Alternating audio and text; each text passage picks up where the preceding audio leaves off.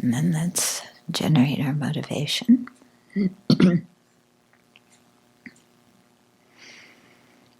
And sometimes we may say, oh, I'm just one individual, so what I do doesn't matter very much. Or we may think, oh, my actions don't influence other people. But neither of those thoughts is correct. Because what we say and do and think does influence the people around us. And our reach can be very broad in the sense that we influence some people who influence other people and so on. And so whether our actions are motivated by kindness and nonviolence and wisdom, or whether our actions are motivated by spite or clinging attachment or jealousy, this all makes a difference, not only to our life, but to the lives of many people around us.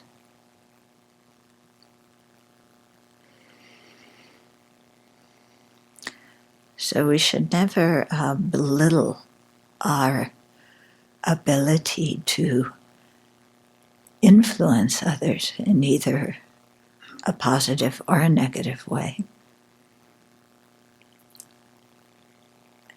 And to really check on our own mind and cultivate our good qualities to really make sure that we influence others in a good way.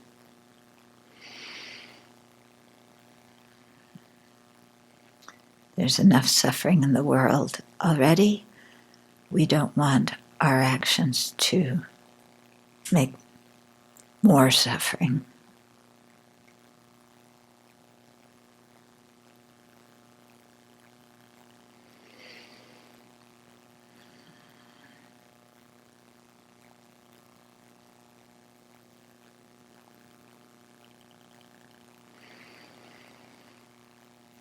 So it's helpful to understand that not only we, but also other people are under the influence of ignorance, as well as anger and clinging attachment. And so that even though people want happiness, the ignorance often interferes and makes us create the causes of unhappiness. And so when we look at other living beings, instead of hating them or wanting revenge, see them as beings who are overwhelmed by ignorance at this present moment, but who have the possibility and the potential to become Buddhas. And in that way, have compassion for the person, even though we may sometimes have to say that the actions they do are harmful.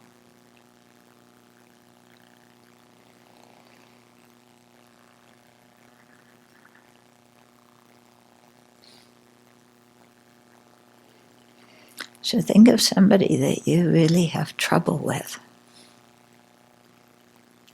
And for a moment, try and see them as not somebody who's evil by nature, but somebody who's overwhelmed by ignorance, creating the cause of unhappiness, and in that way develop compassion, wishing them to be free of suffering.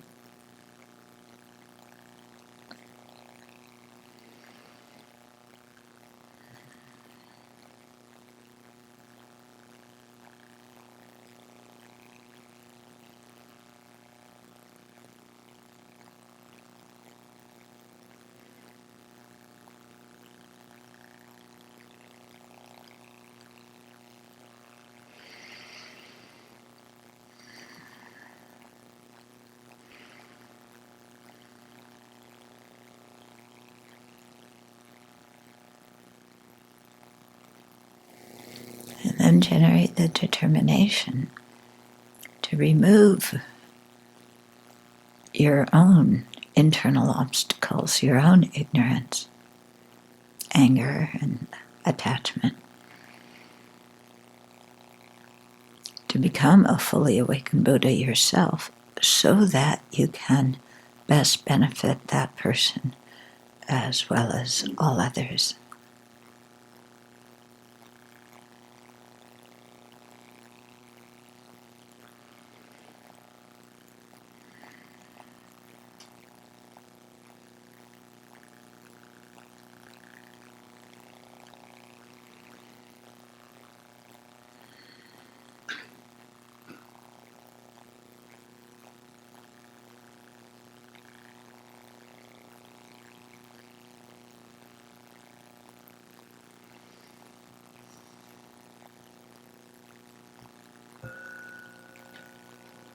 So, we're on chapter 23 of the book. We've been doing this book for a long time. An Open-Hearted Life. Yeah, we're getting there. So this book, this chapter that we're on now, is the first of two chapters that are on how to generate compassion and the altruistic intention. And it's speaking about, there are two major ways to generate that intention. And this is the first of two chapters that are speaking about one of those ways. So the way is called the 7-point instruction of cause and effect. And when I wrote the book, this chapter was one I wrote. Russell, when you work with a co-author, you have to negotiate things. So Russell wanted to put in a lot about physiology in the brain, and I said, cool it a little bit. And I wanted to put in stuff about rebirth, and he said, cool it a little bit. So this chapter, normally this topic, the topic of rebirth is very important in it because we're thinking of the kindness of living beings towards us, not only in this life, but also in previous lives, and their kindness in future lives. So I couldn't write the chapter talking about rebirth. So I'll read you what I wrote, but I'll explain it in terms of rebirth, because a number of you here have been, coming, and you're Buddhist, and you're not going to run out of the hall if I talk about rebirth or throw tomatoes or something like that.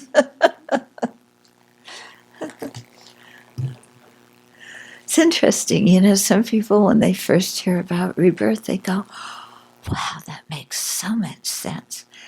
And other people, when you just say the word, go, how can you believe something like that?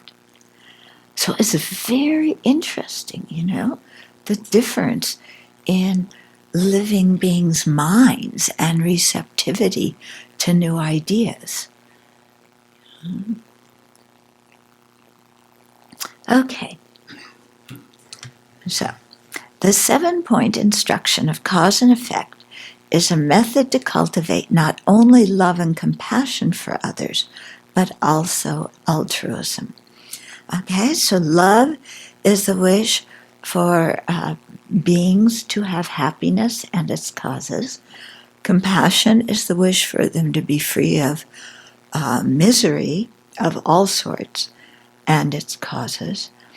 And altruism is, here in Buddhism, is talking about a mind that wants to develop our own capability to its fullest so that we can be of the greatest benefit to other living beings. Okay. Given that not all the readers of this book are Buddhist, which is me, We'll explain some of the steps in a way that can be practiced by people of all faiths, as well as those who are not religious. Okay, so that's my, what do you say? Caveat, yeah. You know, it's, in other words, it's code for don't get mad and keep an open mind. Okay, so step 1 of the 7 steps involves contemplating that we are connected to all living beings. We live in the same universe and so are related to each other. Okay, so that's the non-rebirth way of saying that we're all related and depend on each other. The Buddhist way of saying it is we've had beginningless previous lives, and we will have future lives from now until we become Buddhas. And so everybody has, we've been related to everybody in our previous lives. Okay? Because the universe is very big, there's lots of sentient beings, there's lots of places to be born, and when you consider infinite time, there's lots of time when we could have been each other's relatives, and especially each other's parents. So I know, if you haven't thought much about rebirth, that can sound strange. Maybe you think, okay, my present life mother has been my mother in a previous life. Okay, maybe you can kind of get that. But my best friend has been my mother in a previous life? Well, maybe, my best friend's a kind person. I wouldn't have minded having them as my mother in a previous life. Yeah. But then when you get to some politicians and you think of them being your mother in previous life, you want to scream and run away. I don't want a parent like that. But here is where it's very helpful to remember that who people are this life isn't who they've always been in previous lives. Okay? Even within one life, we change a lot, don't we? From a baby to a toddler to a teenager to an adult to an elderly person. Yeah? We change a lot. We're not always the same person. We don't always think and act in the same way. And so it is from one life to the other. Yeah? We may have different tendencies in different lifetimes, and certain aspects of our character, just as they can, different aspects can be accentuated at different times in this life, it's the same in previous lives. So it's interesting just to, try and give some space to, we had relationships in previous times, and the relationship with our parents is one of a lot of closeness, and so it's possible that others could have been our parents in previous lives. Okay? Now, teaching this in the West, you also need some other explanation, because this was taught in the context of Asian society, where people are brought up to really respect and appreciate their parents. The whole idea of filial piety is very strong. And the family unit is strong, and you appreciate your parents, and you think of everything that they've done for you. Okay? And there have been problems, but, compared to the kindness is much greater. In the West, we don't always think that way. I think especially since the advent of Freud, where we, now our parents are often the people that we blame for all of our problems. They did this and they didn't do that, and da da da da da da da da da. Okay, and so then the idea of other beings being our parents is much more difficult, because the first thing that pops up into our mind is not the kindness of our parents. It's the, family problems, and they were alcoholics and they beat me, and I had this problem and that problem, and they never understood me, and they criticized me, and they kicked me out, and they ostracized me. And that's what we remember very often. Not everybody, but many people. And so in step 2, where we think of the kindness of our parents, in Asian society, it's very easy for people to think like that. In Western society, it's not so easy. So they say that if you have many obstacles in that, try and think of the kindness of whoever brought you up. Whether it was relatives or foster parents, or who knows who brought us up. But think of their kindness. Now, again, we like to see ourselves as the victim and complain. Oh, but I was with foster parents, or even my own parents, and this and that, and they didn't give me this, and I never felt loved, and on. But having that attitude doesn't help us very much.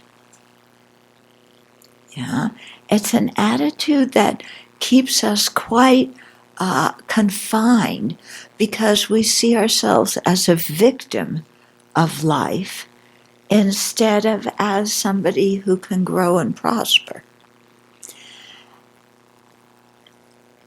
So I personally think, and I was somebody who had a lot of problems initially thinking about the kindness of my parents too, I think that it is very important, okay, at the beginning you may think of the kindness of whoever brought you up, but eventually come back to the kindness of your parents. Because what they did, even if they weren't able to take care of us, they made sure somebody did. And the proof is that we're alive today.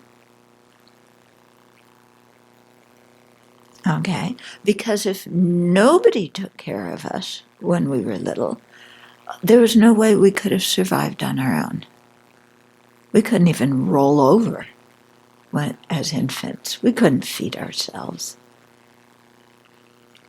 So other people fed us, and they changed our diapers.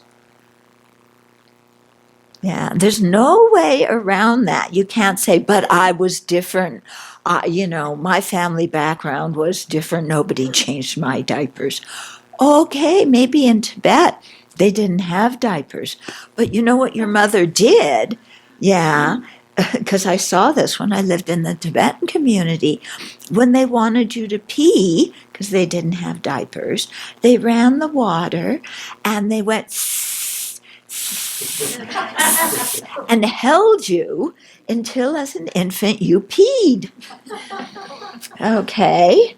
And this is what all the mothers did. Okay?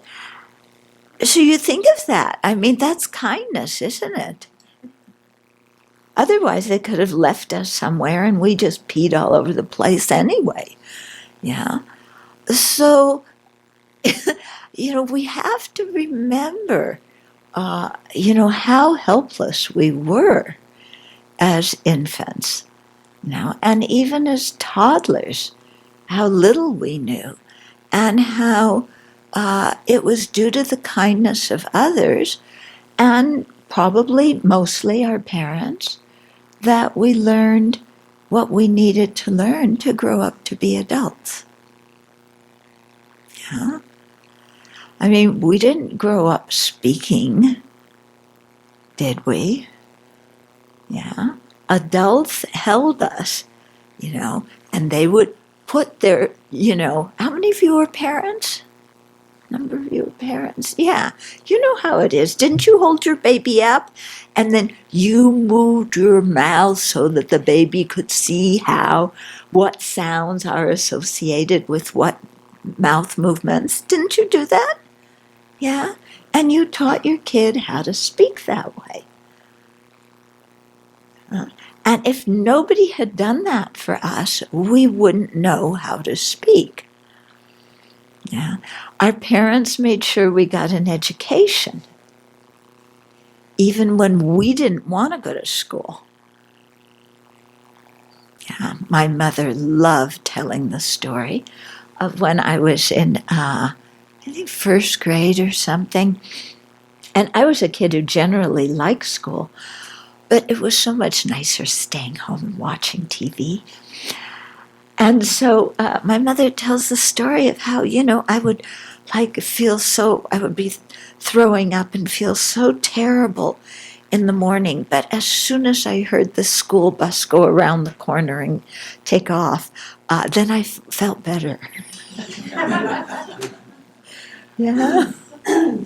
So, our parents put up with this kind of stuff. And they make sure that in spite of all of our trying to get out of doing things, that we learned how to do things. Yeah. And I remember very clearly there were so many things I didn't want to do that my parents made me do. Yeah. I didn't want, when it came time, when the school sent out things about, kids learning musical instruments, it's like I didn't want to do that. Or maybe I could play the drums. I thought that was easy. You just go like this. I didn't want to play music. But my parents made me, yeah. And so I played flute and piccolo. I can't remember how to now.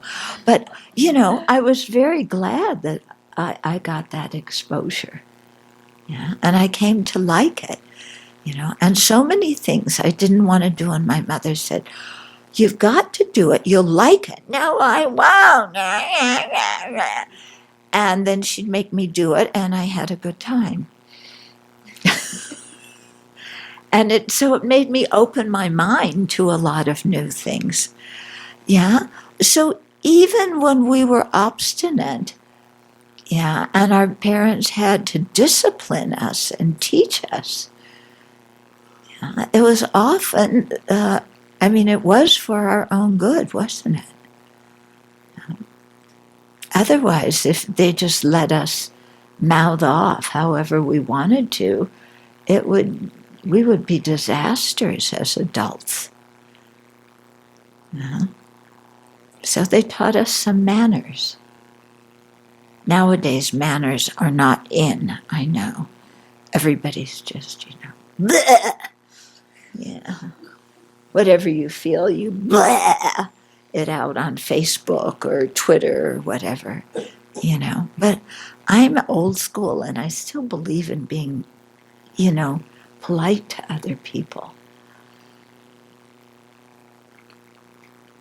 So, I can't believe what goes on social media and how people feel like they can just issue death threats on social media. It's just disgusting. But our parents tried when we were little to teach us manners and how to get along with other people. So we have to be appreciative for that. Okay? So I know that for myself, the second step where we reflect on the kindness of others, specifically from a Buddhist perspective, from when they were our parents, I know for me, this really helped to heal my relationship with my parents. And I, after doing this meditation for some time, I wrote them a letter, thanking them for being my parents. Yeah. And as time goes on, I more and more appreciate what they did. Mm-hmm. So, and I found personally, the more I can appreciate my parents, the happier I am. The more I look at them and just think, and have resentment, then the more unhappy I am. My mother was quite a character. And, I don't know if your mom was like this, but she remembered all the mistakes I made. Not all of them, but many of them. And she would love telling these stories in front of guests. Yeah.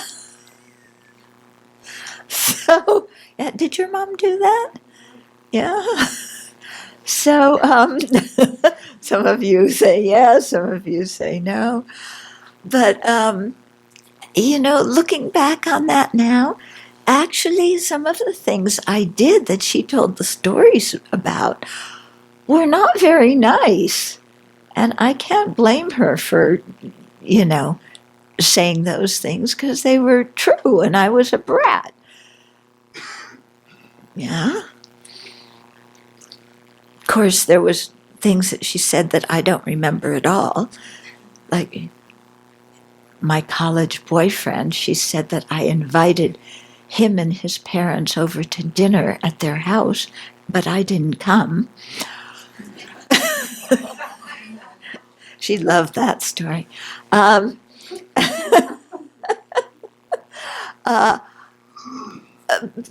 I don't remember that one, but that's okay. I remember doing many of the other ones. And one thing that I was especially bratty about that she didn't tell the story about, but really she should have, was how after every birthday, I would cry in the corner of my room, sobbing because it was going to be another year until I had a birthday. Yeah, another year before I could be the center of attention and get presents. Now, is that bratty or is that bratty? Yeah. I mean, my parents should have told that story. They didn't. Maybe they did, but I didn't hear it. But, really just being able to look at how we were raised with appreciation, and with tolerance that our parents did the best they could, given the situation they were in and given how they were raised. Yeah. And especially if we think about what was going on in the world at the time our parents were raised, it really gives us a lot of pause because they had circumstances to deal with, in the world in general and in the country that we didn't have. I mean, my folks grew up during the Depression. Yeah, that's gotta mold you. Yeah, they came into young adulthood during World War II. That's gotta really affect you. Okay, some of your parents may be Vietnam vets. Or now, Iraqi war vets or whatever. So how our parents were raised, what they experienced. Now, whether they grew up in a free society or a communist society, all this influences them. And so to understand that and see that they did the best they could given their situation.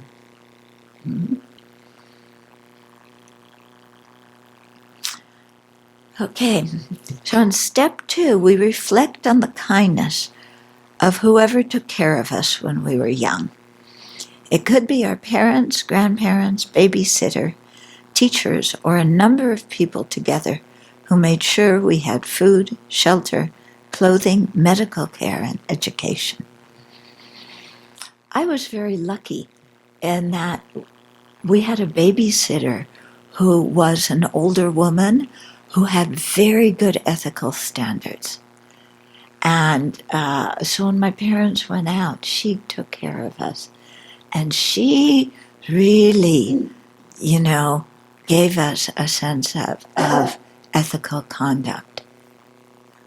She was Christian, very devout, but very ethical and open-minded. And I think back upon her with a lot of love now for, because she played an important role in bringing me up.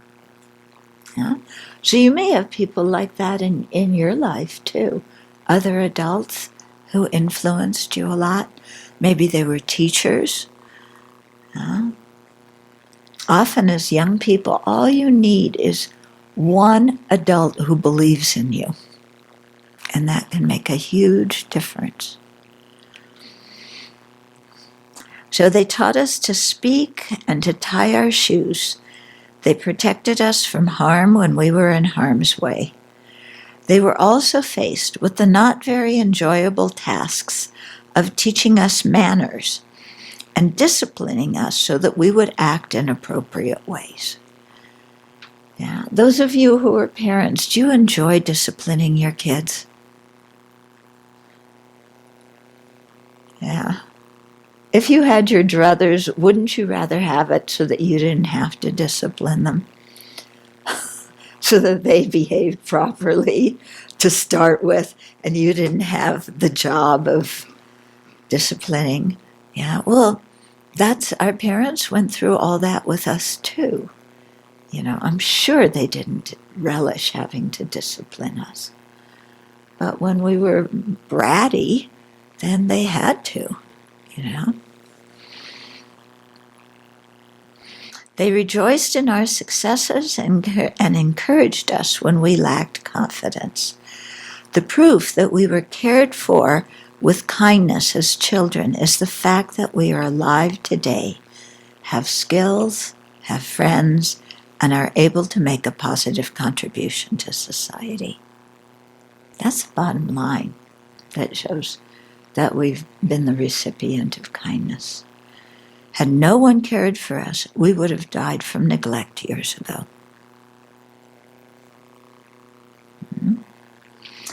Recollecting the kindness that we received as children makes us feel gratitude to all of those who extended a helping hand.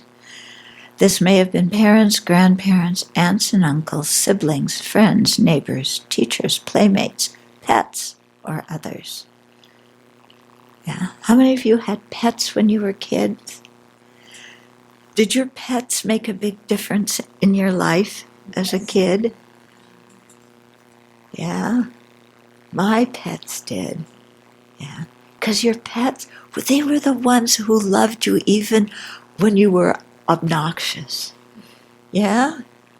Talk about unconditional love. I mean, only condition, we had to feed them. But, they loved us. And we could confide in them, and they would never tell us we were wrong. They would always understand. Yeah. We had this big German Shepherd. Okay. Other people are afraid of German Shepherds.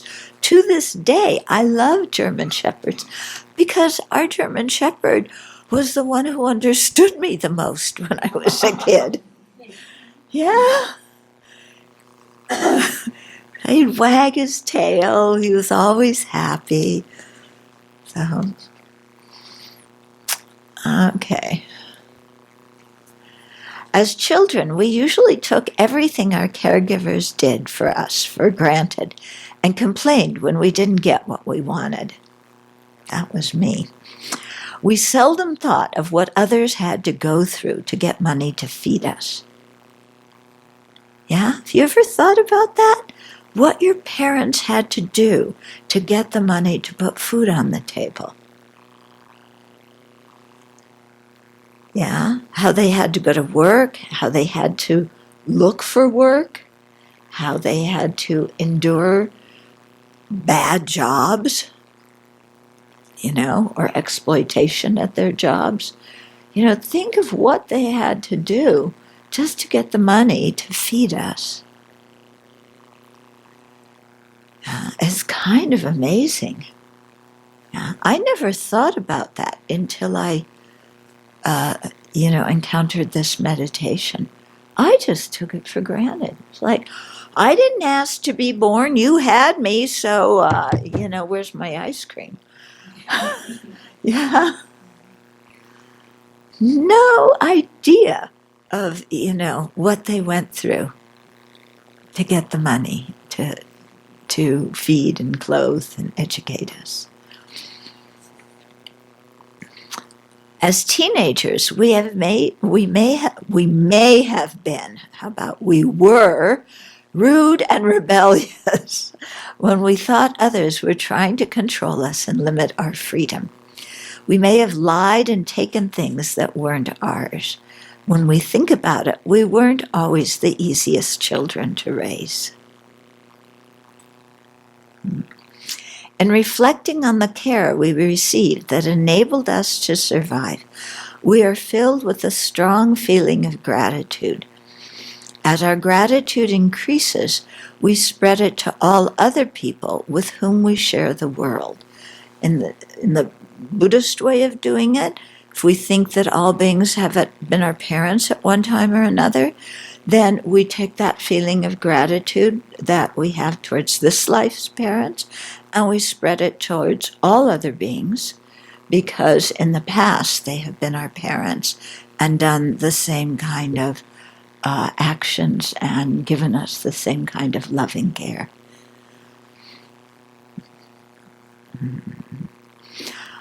Although they weren't, other people weren't necessarily the ones who cared for us when we were young in this life, they could have been if we had been born in different circumstances, and they were in previous lives. In step 3, so that was step 2. In step 3, contemplating the kindness that we received when we were growing up arouses the wish to repay that kindness. Through these first 3 steps, our hearts begin to open in ways they hadn't before. Okay? So the idea of, I've been the recipient of tremendous kindness, and now I want to give kindness to others. Here it's calling it repaying the kindness. Nowadays we may call it paying it forward. It doesn't matter whether you pay it back or pay it forward. The whole idea is to recognize that we've been the recipient of kindness, and so to want to give kindness and care and affection to other living beings. Okay? No matter who they are. And so that doesn't mean we treat everybody like children.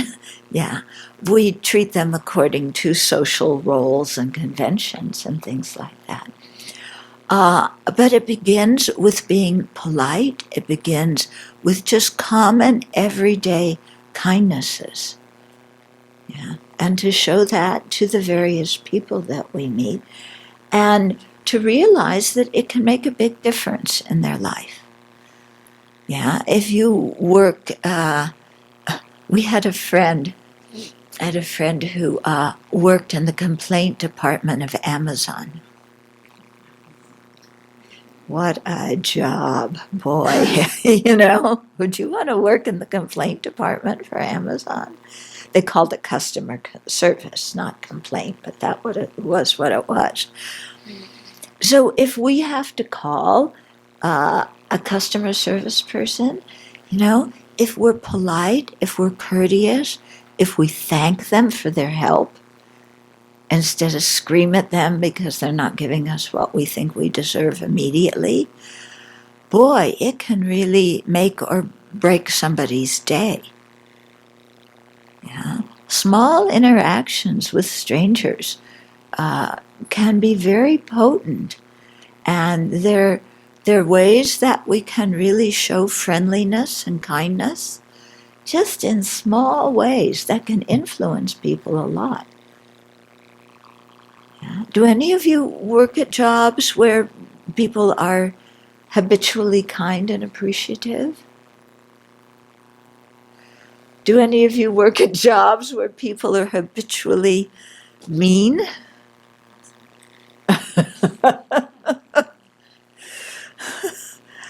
Okay.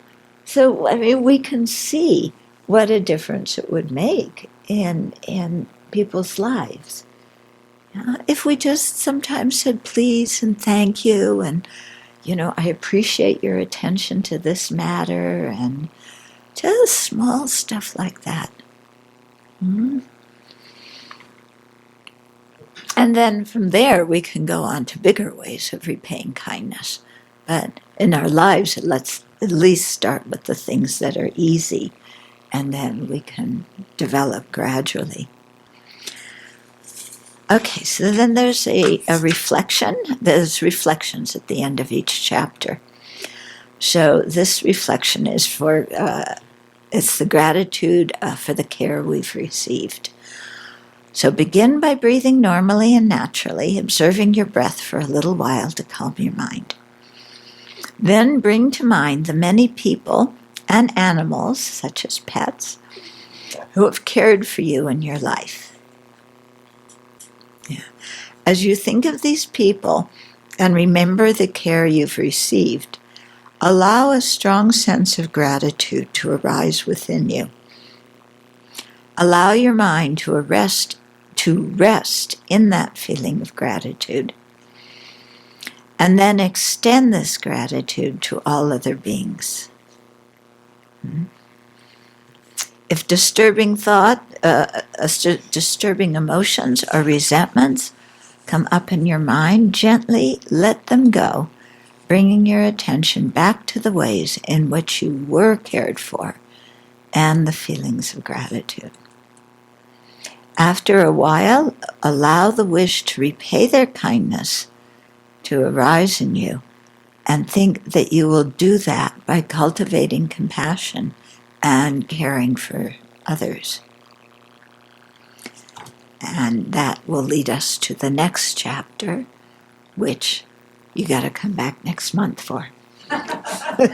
Or get the book and then you can read ahead. Okay. So there's a little bit of time for questions or comments. How do you deal with a circumstance where you're trying to deal with the person, my mother, in a compassionate way, and due to her anger and inability to understand is just contrary to everything you say and do? It takes a long time. Yeah. Everything? It's so Aren't there a difficult. few things where she chills out? At times, but it's like she'll jump into something else. It's difficult. Yeah. Try focusing on the times where she doesn't do that, so that you remember there are those times. Yeah. Because when we say to ourselves all the time or everything, then we put ourselves in a certain rigid mental state. Okay, so that's one thing. Remember the times when she wasn't like that. And then a second thing is imagine having her kind of mental outlook. If you had her mental outlook, would you be a happy person? No. Yeah. She's miserable. Yeah. So what makes her miserable? There could be a whole lot of reasons. Some of them good, some of them bad. I could guess that one of them may be aging, because that's something that all of our parents go through and that we will go through too. And aging and sickness and the awareness of our own mortality are not thrilling things to have in mind, and that could really influence somebody's behavior a lot. I mess up with that every time I sit down and talk to her. Yeah.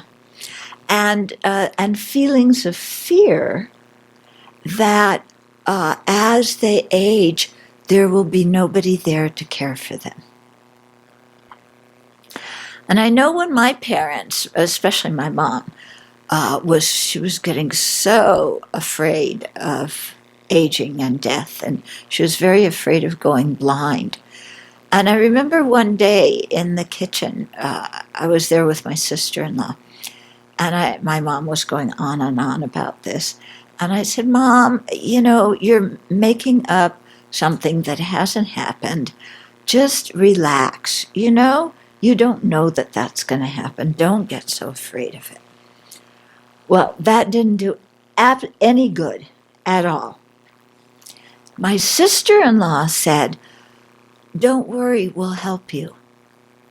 My mother went over and hugged her. That's what my mom needed to hear, was somebody will be there when you're old, if you go blind, if you're sick. We're not going to abandon you. My trying to use reason was not the appropriate thing. It didn't make any reason, counted for nothing. Okay? What she needed to know is just that there would be help and love around her. Yeah? Try to remind her that. So, you might try that sometimes. Oh, I do. Yeah? Yeah. And then the rest, you just tune out. Yeah? That's what you have to do. But try, this thing about active listening and kind of,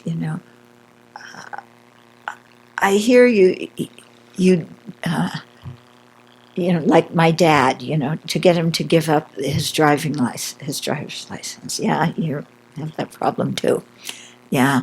It's a wonderful thing to have to do, to get your parents to give up their driver's license. They do not want to do that. No way. Okay. And again, reason doesn't work. Yeah. It doesn't work, dad or mom, you could get in an accident, you could hurt somebody else. No, that's not going to happen. I drive perfectly well. Stop talking like that. Okay? So you have to try a different thing. Yeah? What I tried with my dad was, you've driven us around for years and years and years, and now we want to turn to be your chauffeur and drive you around. Yeah. Will you give us the opportunity to do that? Yeah. So that kind of thing. Or to actually say, oh, I hear that you're really concerned about losing your freedom and your mobility if you stop driving. And that's pretty scary, isn't it? And then you say that, and then all of a sudden, your mother or father, it's like, oh, somebody understands me. Yeah, oh, they understand how I feel, that I'm just going to be stuck at home, alone, with nobody and nothing to do, and I can't go out because I can't drive, and I don't want to live that kind of existence. Just kind of even saying that, oh, somebody understands me. Yeah. And you can say, yeah, I can understand how you would be afraid of not driving, but we will, help you to get places. We'll drive you there. There's also, the community center that will send out buses, and they can pick you up. Don't worry, you'll be able to get out of the house and go to the store. Yeah. So things like that often work much better to acknowledge what it is they're actually afraid of. Yeah, and to let them know that there is help. Mm-hmm. And if we complain about them when they're old, just think of what we're going to be like when we're that old. Yeah? Are you going to be easy to convince to give your car keys away? Yeah? Yeah. I mean, when we have aches and pains now, we talk about them all the time. Imagine when we have 10 times as many aches and pains. And we'll talk about them 10 times as much. Yeah? Unless we start working with our mind now. Otherwise we're going to be a horrible old person. Yeah, just like the ones we complain about. I came to the recognition too that it is very important to give our parents a sense of gratitude, to give the feel, if we have the opportunity to do that in our lifetime. I remember my mother, before she died, I asked her once, how do you feel? So she was very sick. And then she said, how should a bad person feel? Because she felt badly because she couldn't take care of her children properly and didn't give so much because she was so concerned about her own life and just disabled. And I think if I would have been able to show her that I nevertheless, appreciate what she could do, I think that would have helped her to be more at ease. Mm-hmm. Yeah. Yeah, I think as our parents get older, they have more regret. Yeah, and that regret can be very painful for them. So it's important as much as we can to, forgive them for whatever happened. And to help them, not exaggerate those regrets so that they don't weigh on them so much. Mm-hmm. And to help them see what they did do that was good in life, that people appreciate. I just remembered what you said earlier about, remembering how much we put them through. And, when I think about the pain and the difficulties, needless to say, I was not a very good child. But they always, but they loved me unconditionally. Yeah. And I'm really grateful for that, really, because they really, of course, upset, agree with what I did. But at the end of the day, they're always there. And Yeah. I remember when I was living in North Carolina and volunteering at the Human Kindness Foundation, who does prison work, and Sita, who's been involved with prison work for 45 years, said, one thing she's seen, they have a database of 40,000 prisoners, and she said, in her years of work, it's the mothers that are always there for their sons, no matter what they've done, actually, a lot of times. And so I think that's worth remembering. And I just know how important that was in my life, that as much as I had difficulties that I caused them, and I caused them some really serious problems, really. They were not little things. I didn't have an ordinary childhood. I was kicked out of elementary school, and I don't want to get into my past, but, they stood by me, and I feel much gratitude and appreciation for that now. Yeah. Yeah, in my work with incarcerated people, it's the same thing. Yeah, the mothers are there for their kids. Yeah. And in my family, too, I had a cousin who was really way out there. His mother stood by him, even though it made her not get along with other people in the family who disapproved of her son. Yeah. So it's, that's that kind of unconditional love that is there. And to really appreciate that. I know your folks. Yeah, and they're good people. Yeah, they're good people.